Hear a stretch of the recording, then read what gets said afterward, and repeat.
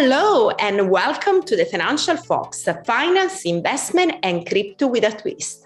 I'm your host, Steffy B. I'm the founder of PR company Cassiope Services, and every week I bring to you my favorite conversation with investment experts, market disruptors, mover and shakers, and the coolest project in crypto. Today, I have decided to dive deep into the evolution of banking, discussing what are the new opportunities that DeFi is bringing to the table, but also talking about the valuable aspect of CeFi that should not be discouraged. Innovation in finance, in bringing some amazing opportunity that we should look at. But the question is, who is liable? How we can build an infrastructure that is actually helping people, is helping businesses, is efficient, but also is secure. And I think there are lots of questions that need to be raised and lots of answers that we should try to find a solution to. And for that, I want to bring to you a great conversation that I had with Sean Kiernan, Chief Executive Officer at Greengage. So Greengage is a UK company, is a fully integrated service group bridging traditional finance services with the new digital evolution in crypto assets and blockchain. So what I really like about them is the fact that they are raising question. They are trying to analyze aspects of DeFi that can bring value to CeFi, but they still want to disrupt the financial industry in a way that makes people accountable. And I think that is quite important. They are doing all the rules about regulation, getting the right license. And this is actually how every company interested in disrupting the space should do. So cutting this short, let's go into the interview, and I really hope that you enjoy this conversation. Hi, Shauna. Welcome to the show. How are you? Very good. How are you, Steffy? I'm fine. So let's talk about all these interesting concept of DeFi, CeFi, how they help banking. There is a lot on the table. And I mean, you are leading Greengage, which aims to be the new generation merchant bank. So I guess that you have been doing lots of thinking behind, the value that DeFi is bringing to the table and how can help CeFi to serve customer better. So that's what I would like to discuss today. But maybe shall we start with you giving an introduction of yourself and Greengage, just for people who are not familiar with the company?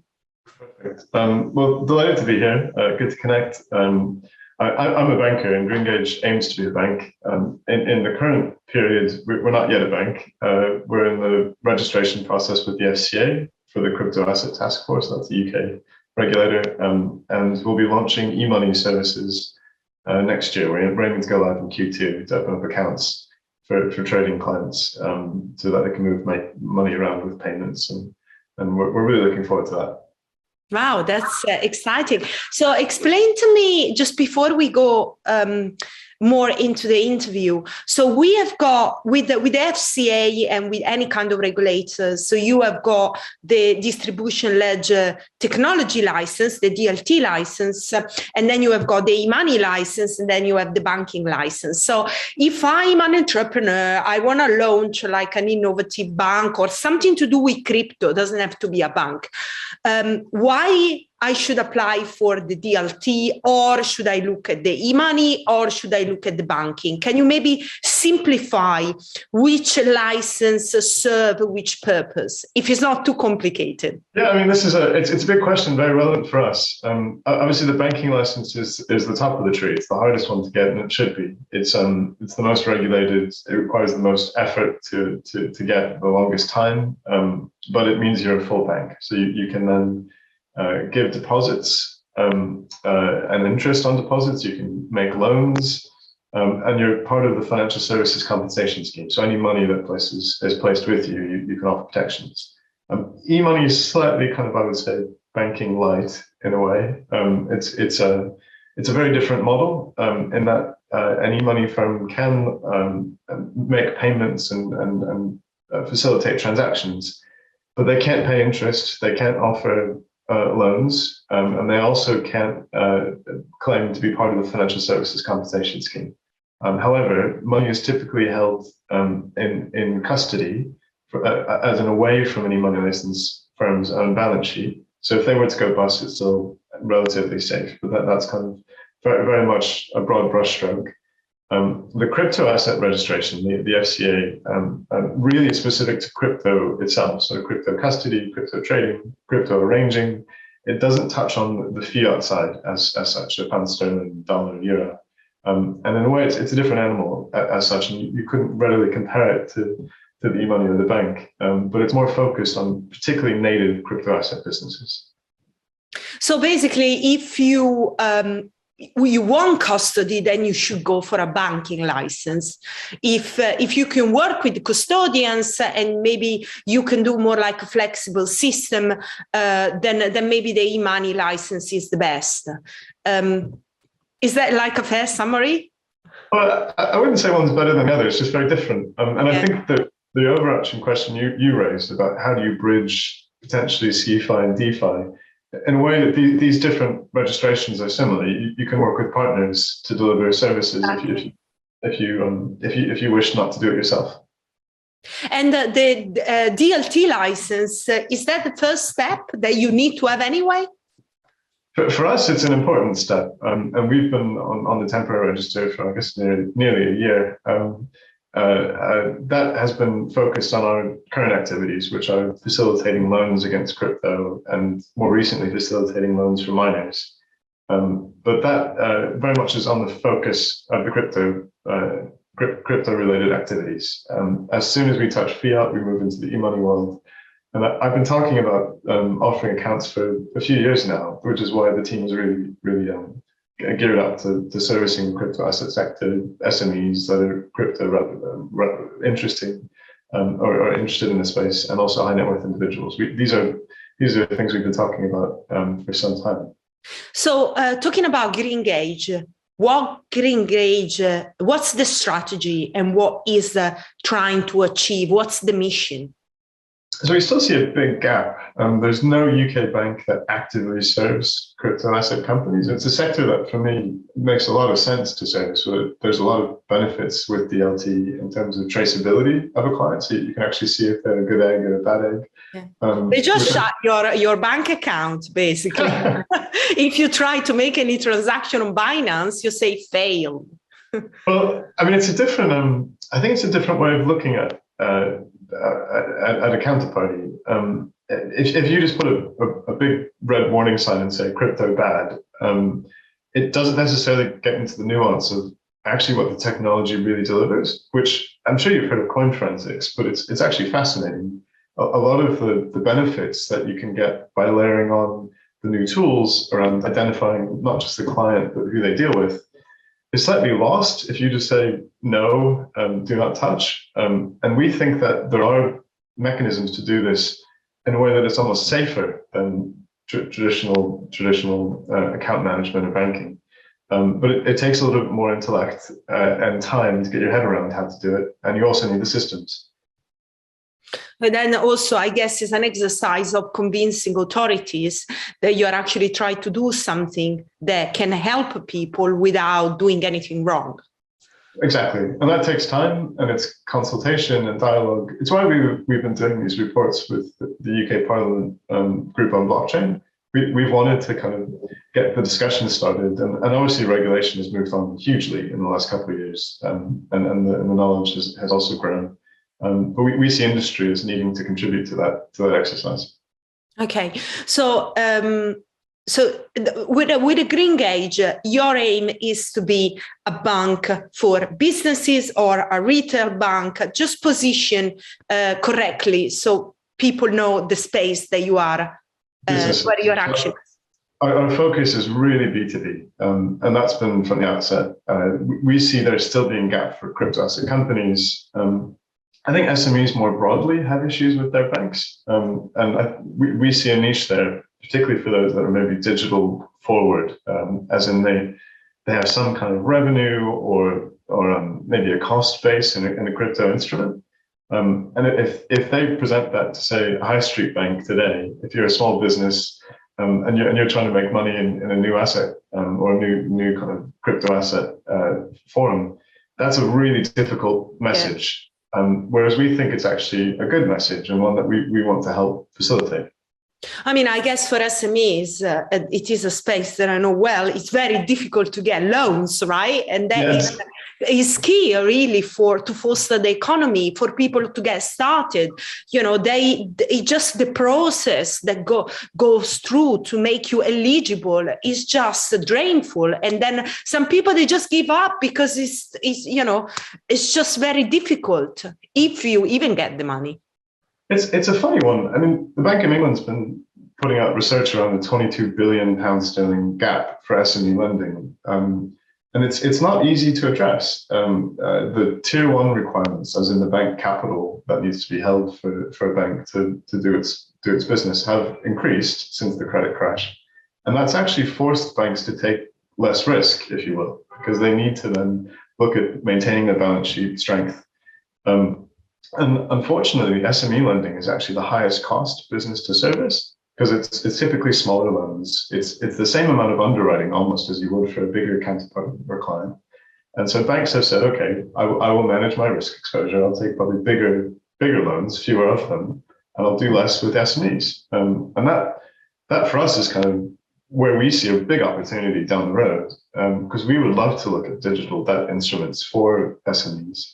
But it requires a banking license to do that properly. We need our own balance sheet. And so we see the e-money license route as a way to start trading, getting accounts open, working with clients, helping them solve issues for their business. And then down the road, when we're a bit bigger, going for the banking license. Definitely.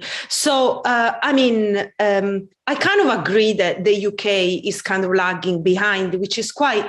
maybe it's not lagging behind. It's not just going so fast as other countries like Malta or Gibraltar or Estonia are more maybe proactive. But London is the capital of financial markets. The UK has always been, the flagship country to say we are ahead of everybody. Do you think they are actually proactive in trying to understand and embrace innovation? We are seeing some kind of positive step with the London Stock Exchange. But in your opinion, how is the UK approaching crypto? It's something that we've been talking about for a while, and particularly post-Brexit. The country needs to innovate, really, to keep its place as the centre of finance. Good point. That you mentioned. And so we've been thinking about how can you make a story with London being a centre, not just of finance, but also technology.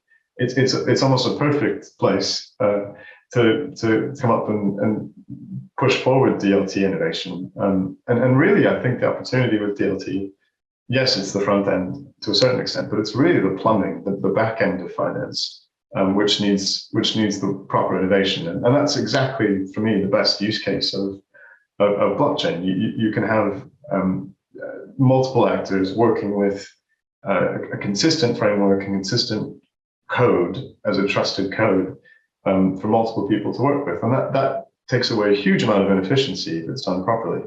In terms of rolling that out in a regulated and heavily regulated space like London, which needs to be, given its size and scale, it was never going to be straightforward. And I think we're hoping that additional action happens in the coming months and years, where we see more firms setting up here, working with regulators to help get that dialogue going. We mentioned in our parliamentary the group on blockchains report recently that there was investment of 1.6 billion pounds sterling into UK blockchain companies. If you look at the likes of Coinbase in the States, it's just a different. It's a different scale. It looks like the US is the place where if you really are an innovator, you are trying the fintech, you need to be in the US. But, look at just at the FTSE, and the S&P. It's just, crazy to see how undervalued are the UK stocks. But still, I see that you are very positive. So I'm encouraged and confident that UK, is going to step and say, right, we don't want to die under Brexit and next variant, we are going to be more proactive in the technology and fintech space. So let's talk a bit DeFi, CeFi, maybe start making a description of what do you mean for DeFi, what do you mean for CeFi, so then we are starting from a common understanding, and then we can go a little bit more into details on your thought on the two aspects of finance. Sure. I'm going to use two different words to describe them first, but I think the big difference is almost trusted intermediary, as in CeFi, and trusted protocol, as in DeFi. Okay, so, nice. DeFi being the tech, if you will, a completely decentralized way of moving some kind of, either it be a crypto or a loan on crypto or a fund type vehicle, but moving money around through trusted code. Whereas CeFi would be, you have a firm, you have a legal entity with some kind of balance sheet, you have ideally a regulatory framework around that firm, and typically it would be seen as a VASP, or virtual asset service provider type entity that ultimately would hold, if it's in the crypto world, those assets. These are both new things as well. This whole distinction between DeFi and CeFi and these two ways of looking at tech are still different to the traditional financial services space, all the fiat-based firms, but there are parallels across all three. And here I think there's a really interesting framework that the Bank of International Settlements put out recently to just map out what they see those three different segments to be, and and they give example firms as well in a recent report. But for me, the real question ultimately is who is liable if something goes wrong?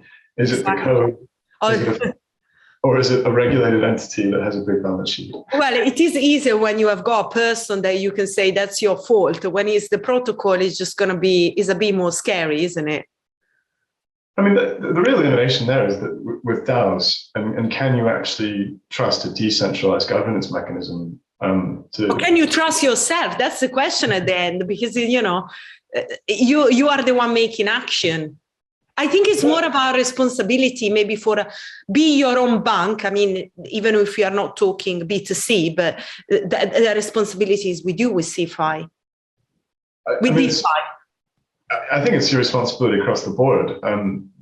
You should always know what you're getting into. And I think we're a firm believer in kind of knowing risks and also firms being responsible to educate the consumer on risks. And that's something that the regulator's been very kind of cognizant of in terms of highlighting the speculative nature of some of these investments, particularly for retail investors. But the kind of question then is, if there is no legal entity or no person that feels responsible for the flows of funds going across a platform, be it DeFi, CeFi, or traditional regulated business, who will take care of the education? Who will make sure that the person has a sense of fiduciary responsibility for using a protocol or a counterparty? And that's not entirely clear. I think we all take a certain sense of responsibility, but nobody's on the hook, which is why that bridge for us is the most interesting piece. Okay, that's actually very interesting. I think there are so many questions, but let's maybe highlight the benefit of DeFi for financial institution. What brings to the table decentralized finance?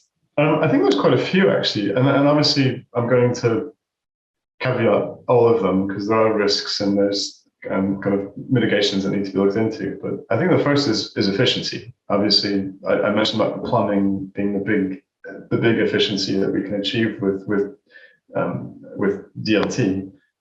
DeFi is a real expression of how you could do that. You cut out a lot of middlemen, basically, people that can take a cut of a trade by making it directly peer-to-peer, just using trusted code. I think the returns that we've seen are obviously quite interesting for CeFi active. They're very there's some amazing returns. I mean, well into hundreds of thousands of API per annum. I mean, these are not really sustainable, I think, obviously, but it does catch the eye. I think there is a question around security, either if it's a pro or a con. Can DeFi or the code get hacked, or is it more secure because it's decentralized? On balance, we think probably it's better to have somebody looking after these things and being paid to do so and having the neck on the line, but it's always different. And I think then the ultimate question is, what's the way that a firm like us can engage with DeFi? Can we place our own monies? Can we place client monies? And I go back to fiduciary responsibility here. What is the route to engage? If you're a retail individual, you take your own decision. But if you're a regulated firm, be it CeFi or traditional, how can you actually take a step and put money into something that you don't know that much about? And so there's lots of questions around there, but I'll stop, because I think those are the four main issues. Okay, I'm going to go back into something a bit spicy. APYs, right? So, everybody is trying to preserve their money, because if you leave it in fiat, you're going to be wiped out, considering what's happening with, inflation and printing, blah, blah, and, everything that we know. So you mentioned that maybe these APY are not going to be sustainable, but they are quite attractive. So we are seeing more and more people, but also institutions say, okay, maybe let's join a platform, let's have some good returns here. And they maybe come to an institution, or could come to an institution like you and say, try to get me 10% on my assets. Yeah, I just like to caveat. I was slightly tongue-in-cheek saying that 100,000% APYs are not sustainable. I think nobody can disagree with that. But I also completely agree that the inflation is here. I mean, we can't deny anymore the central banks are now starting to raise rates. We've seen the Bank of England raise 15 bips, the base rate. But the question then is, can these DeFi returns in the long run compare favorably with what the high street banks are offering? I think ultimately it will be yes, because there are then a lot of efficiencies that can be achieved, and there are people that are not taking cuts along the way. So if you can take away that spread that is being taken by somebody else, that leaves more for the end consumer. But you have to mitigate those risks, and that means the cost of insurance as the market matures, the cost of oversight, and this on balance is still, I think, a calculation for a lot of firms. But the biggest question still for us, and we see ourselves as a CeFi, a traditional actor, is always going to be identity with DeFi. Can you trust that the money going through the books is clean from a KYC AML perspective? And that is there's innovation happening to make that possible, but it's not there yet across the board. And so I think people are being a bit cautious, and that potentially is why we haven't seen big institutional monies going yet. Do you think that technology with digital identity solution is going to sort out this problem? I mean, it's in a way it's the holy grail. And it's funny because it's not a technology issue at this stage. I think we could deliver it. It's more the will and the liaison with eventually some government bodies that give their blessing. I think there are interesting mechanisms around what GDPR represents, and dislike or like GDPR. I'm not going to take a view on that. It does represent a way of treating data from a perspective that the client owns who they are and what they are. And I think that centralization, if a person could have a digital passport that they could then choose to pass their data to whomever they wish to engage with, and not just financial services, but if they could do that, and if we knew somebody centrally or decentralized body had vetted that individual as clear, so green light type approach, that would save an enormous amount of cost for financial services firms. We're all spending money on compliance to check, is this a good counterparty? Whereas if that could be centralized, the huge efficiencies that would achieve would save everyone a lot of headache, and also open up the promise of the likes of open banking, but ultimately DeFi. So I'm a small actor, and we're just really trying to get a seat at the table to have these discussions. But I hope they are happening, because I think it would make huge amount of sense to do.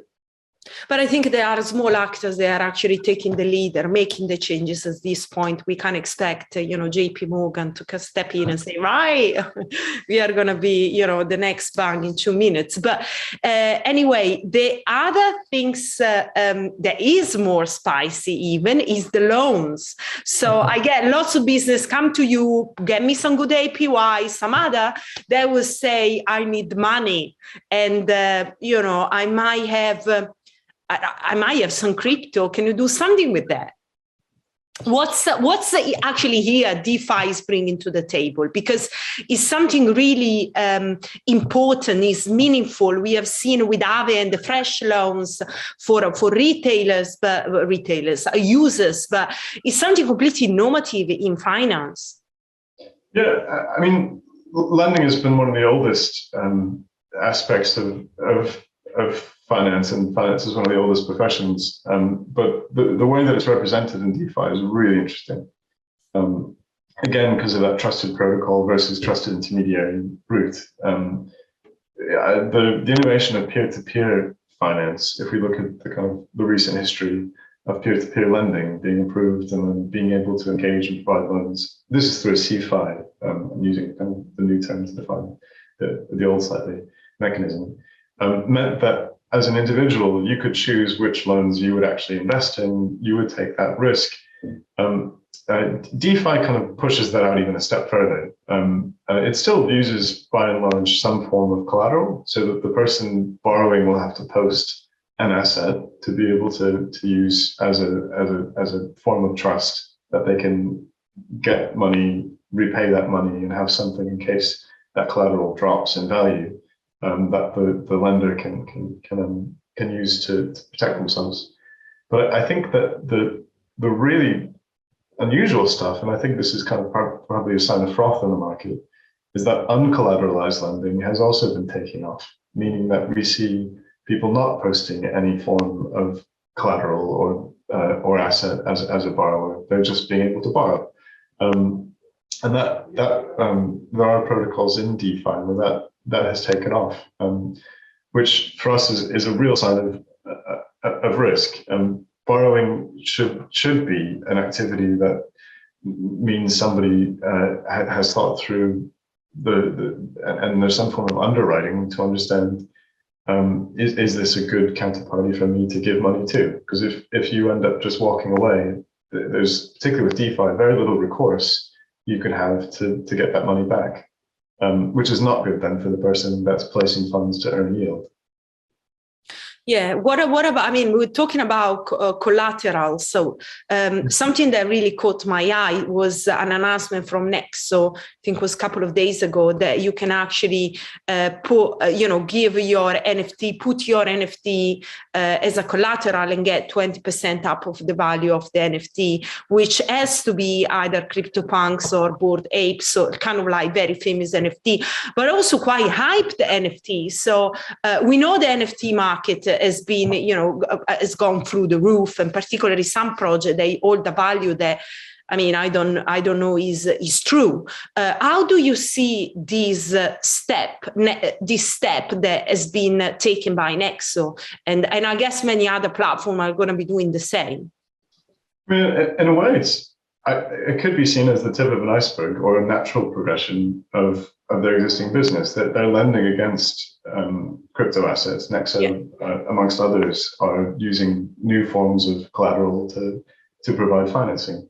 And NFTs are the big new form of digital value. I mean, they've emerged in the last year from, I think they started, I mean, it's a crazy growth. I won't go into exact figures, but because I don't have them to hand. But with low LTVs, and I think Nexo is looking at a 20% LTV, you can manage that risk to a certain extent, because there will be margin calls and mechanisms if the Bored Ape or the punk drops in value. You can call the loan. The reason I'm saying it could be a tip of an iceberg is this is one of the first houses, and you've picked up on it, obviously, because you're at the coalface of innovation. as one of the most the newest types of collateral that's out there. But NFTs, I think, are at an early stage of their evolution. We've seen this as kind of a JPEG kind of art-based initial form, but people haven't gone yet to music at scale or other kinds of digital value like games. And I'm not a futurist as such, but I can only imagine that over time, this kind of collateral, banks have been able to lend against almost anything, art.